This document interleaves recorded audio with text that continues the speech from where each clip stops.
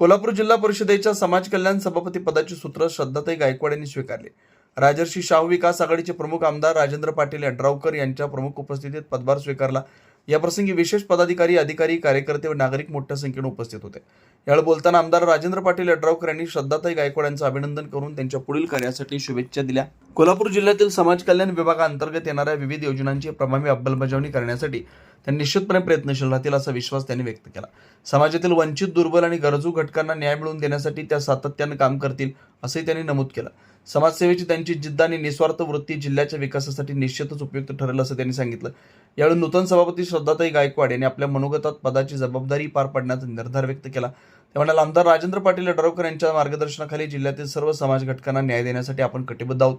समाज कल्याण विभागाच्या माध्यमातून राबवण्यात येणाऱ्या विविध योजनांचा लाभ तळागाळातील नागरिकांपर्यंत पोहोचवण्यावर भर दिला जाईल। सभापतीपदी केवळ पद नसून जनतेची सेवा करण्याचे एक प्रभावी साधन आहे। या घटनेतून काम करणार असल्याचं त्यांनी स्पष्ट केलं। कार्यक्रमादरम्यान आमदार यड्रावकर यांच्या हस्ते श्रद्धाताई गायकवाडांचा पुष्पगुच्छ देऊन सत्कार करण्यात आला। उपस्थितांनी त्यांना शुभेच्छा दिल्या।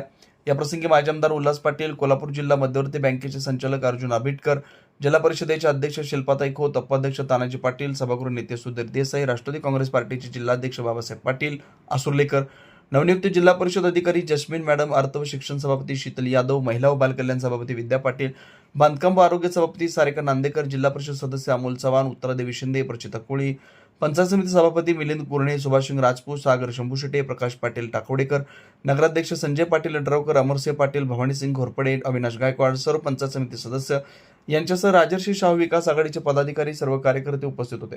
मराठी एस न्यूज साठी अब्दुल लाटून, संदीप आडसोळ।